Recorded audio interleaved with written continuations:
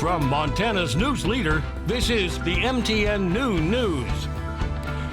Good afternoon, everyone. Thanks for joining us on your MTN Statewide News this Monday. I'm Jeanelle Slade, and winter is here. And if you're not living in a foot of snow right now, Ed says it's on the way. That's it. Yeah, there is areas that are living in this foot of snow, but it's right through the midsection of the state. Take a look at the map. It's pretty much from Great Falls down through Billings headed toward Sheridan, Wyoming, where we got all the higher snowfall amounts. Then either side of that, things drop off considerably. But we also this morning had reports of some freezing rain, which caused some significant travel problems as well, not just in these locations around Helena, Hobson, Lewistown, but also through areas of southern Montana, and that line will continue to move towards the east. So with these areas of freezing, raining, and mixed precipitation through the afternoon and evening hours, expect more snow as we get in towards the middle of the week and potentially record cold temperatures by the time we get into Thursday, Friday, Saturday, and Sunday. More on that coming up in just a few minutes.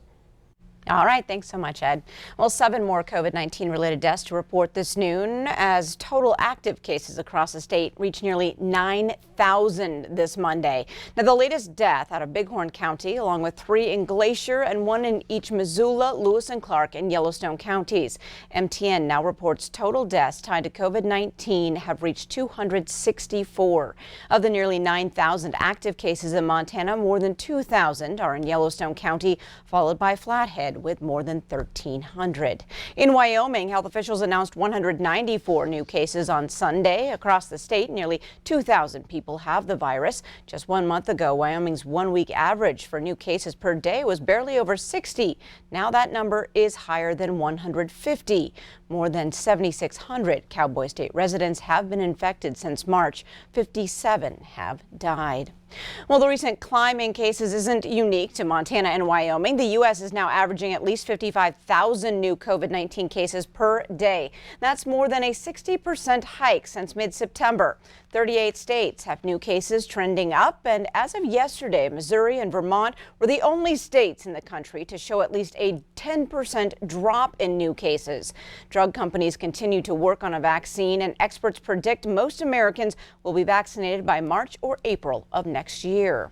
Well, the full Senate will reconvene and resume talks on a COVID-19 relief bill. The return was delayed by 2 weeks after 2 Republican senators tested positive for the virus. Senate Majority Leader Mitch McConnell says the first order of business will be able to vote on a targeted aid deal. Now, that means that the legislation would only include money for certain things, which House Democrats oppose. Also on the Senate agenda is the confirmation of Judge Amy Coney Barrett to the Supreme Court. McConnell says a final vote is likely to happen next week. Well, spending in this election has some experts predicting a blue wave for the U.S. Senate. In just the last week, Republican Majority Leader Mitch McConnell's campaign committee has sent almost $4 million to help Republicans in Iowa, more than $3 million to help Republicans in Alaska, and he's even dropped more than $2 million to help Senator Steve Daines here in Montana. Experts say the big spending in usually red states could mean Republicans think Democrats have a better shot at winning them this year, but Republicans believe they could gain seats in Alabama and Nevada.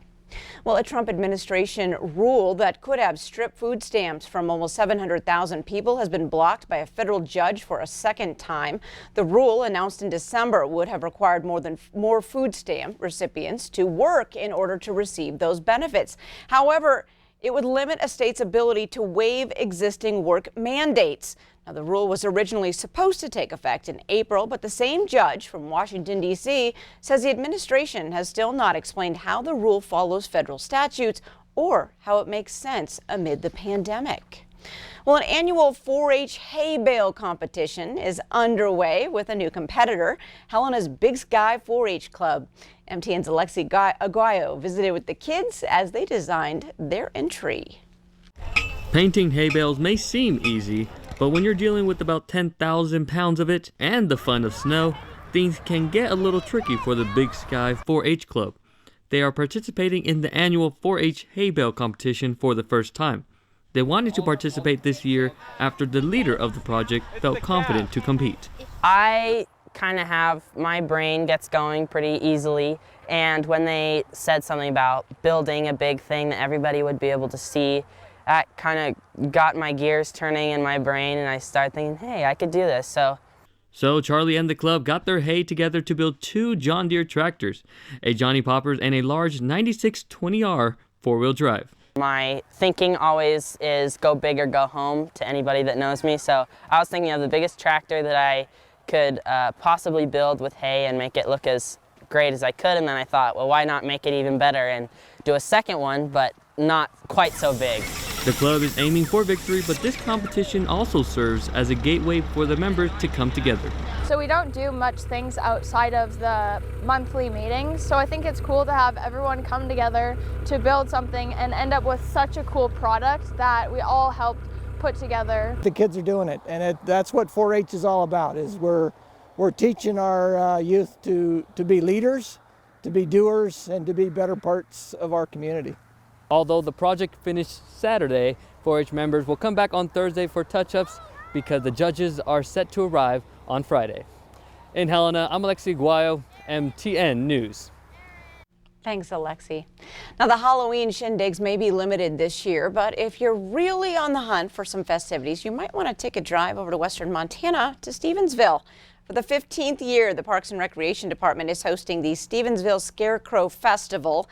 Nonprofits, businesses, individuals, and families have pitched in to line the Stevensville Cutoff Road bike path with scarecrows, some scarier than others. From now until Halloween, you can enjoy the creative work while also staying safe and COVID conscious. Well, we have more ahead on your new news, including an amazing story of survival. A hiker goes missing for almost 2 weeks in Utah's Zion National Park. Details on how she was found. But first, meteorologist Ed McIntosh is in next with your statewide weather forecast.